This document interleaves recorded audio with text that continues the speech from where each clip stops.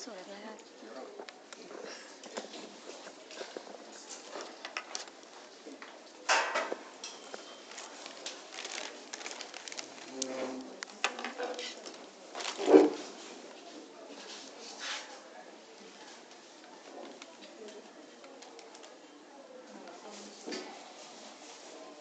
Miss, excuse, before you start, we need to, the project, the draft, we need to send us the one with the highlight first, the correct. We didn't get that to no. Okay. Alright. So we could do it tonight.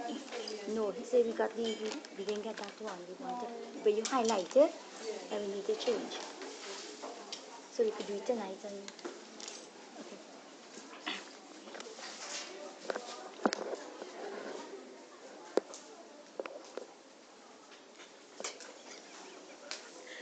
The board looks interesting.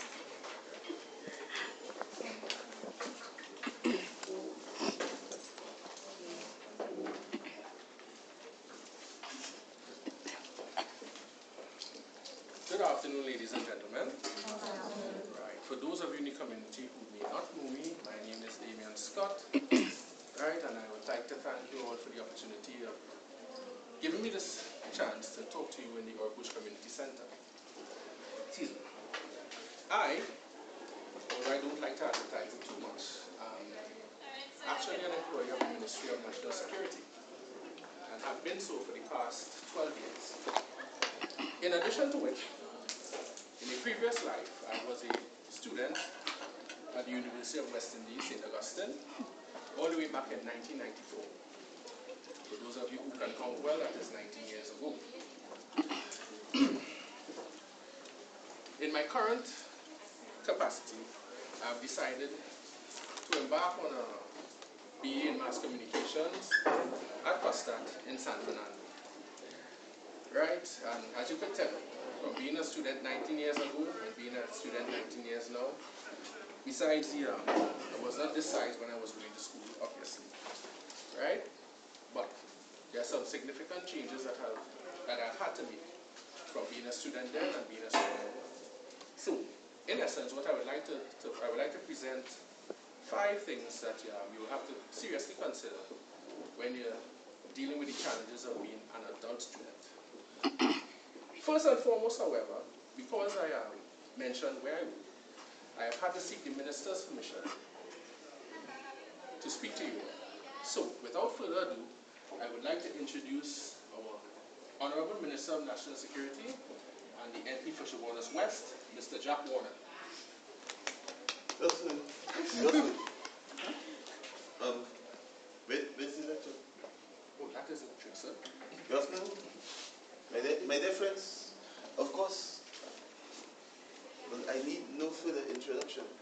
But when one of my employees has embarked on continuing education, of course, far be it from me to at least be involved in some form or fashion. So of course, you know, I came here, I came with Damian to see exactly what he's doing. So of course, you know, I must commend him. Commend. That's a big word. Write it down. Of course, I must commend him on his efforts, because it takes a great deal out of someone at his level to, of course, balance your work life and your work time, and of course, your study time. All right. Thank you, Mr. Minister, for that. Thank you, sir. Rousing appraisal. First thing I want to mention to you, as he mentioned here, is work and time.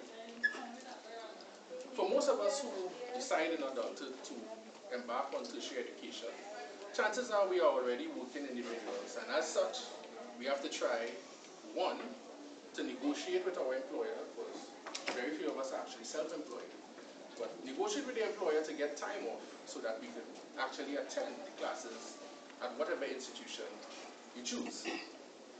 Keeping in mind as well too, that especially if you're employed by someone else, because you will not be absent, there's a potential for loss of earnings. So I negotiate with the minister so that I don't suffer that.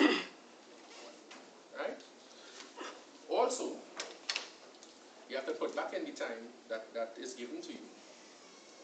And more importantly for you, especially those who want to take advantage of GATE, GATE has I believe it's a 70% attendance limit for you to qualify for it. And if you miss more than, well, obviously 30% of your classes, they can and will make you pay for the course that you are doing. Right? So, you need to ensure that you could get the time to actually attend the courses that you are doing. Right? You know, this is something funny, Mr. Scott, if you need. Of course, you talk about tertiary education being funded by government. I remember back in the days when, of course, when my younger son Damian went to UE with yourself back in the days. Of course, that's in the 90s, right? Yes, sir. Okay. Of course, back then, the cost for tuition and the cost for school books, among other things, was astronomical, of course. As you mentioned that, sir, well, we dealt with the cost of tuition that's being dealt with by GATE, so we don't have to worry about that. However, when it comes to school materials, in particular, tertiary level education books, they are quite expensive. They are in some cases sometimes 2 to 5 to 10 times as expensive as the books for secondary school level. And if you do it, and for some of you who may be doing law, as the case might be, you know some of these books are $1,000 a piece, and you must have all 6 or 7 of them as the course requires, because no one book covers the course completely. Right? And you have to be very careful. You have to keep that in mind, because you don't want to put yourself at any disadvantage while you're going to school.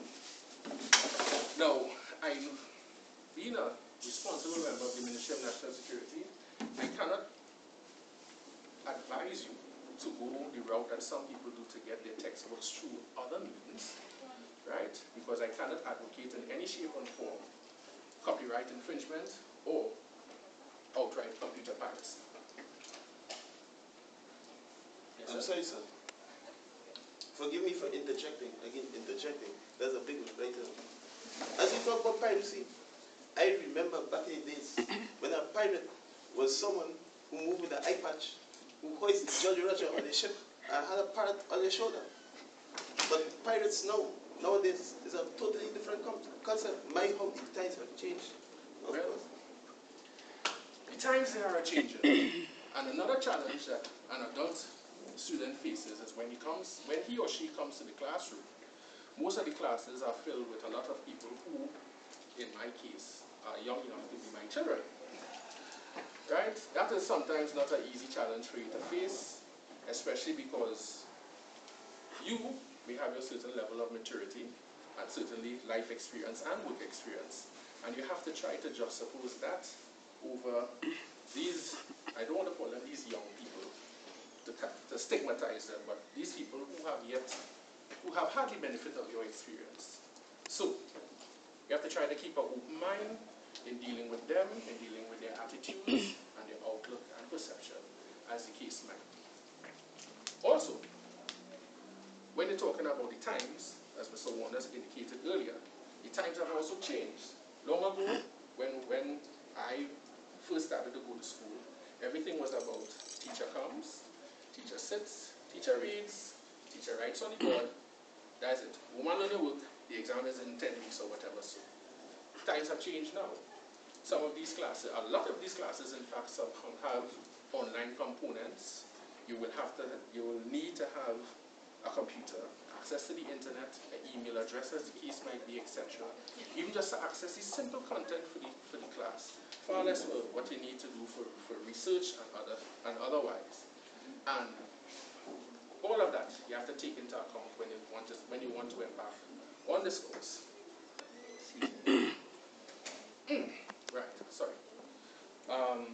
Also, in particular, when you mention time, most important for you is that you don't want to shortchange yourself, because I don't think that you embark on any course where you're going to sabotage yourself for success.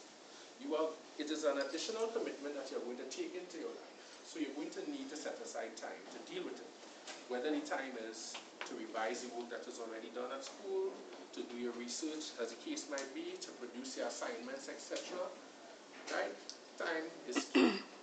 And I can tell you this, before I embarked on the course I'm doing now, I had a world of free time. By the time the second week at COSTAATT started for me, all the free time literally dried.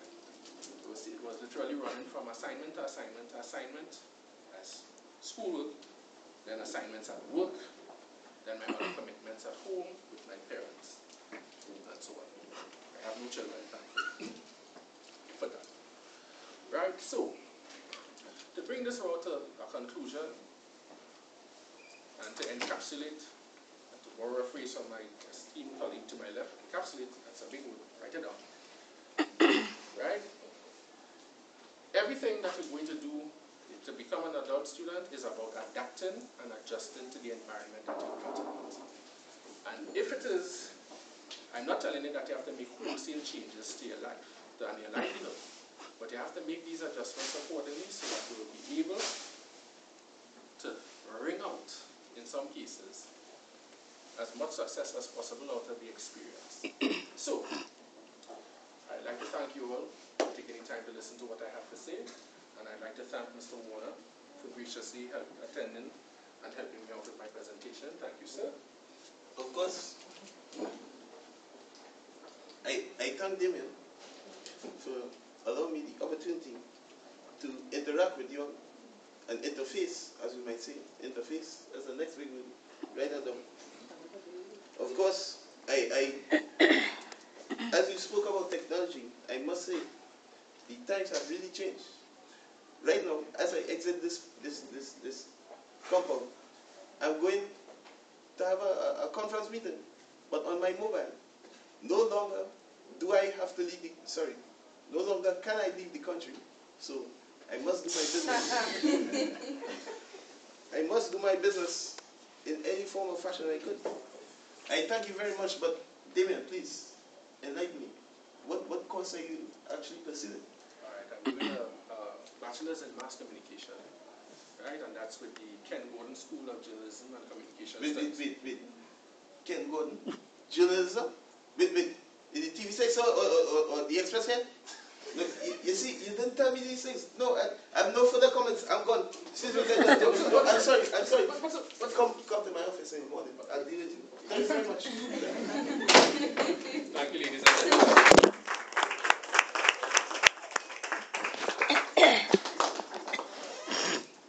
Thank you, Damian. You're welcome.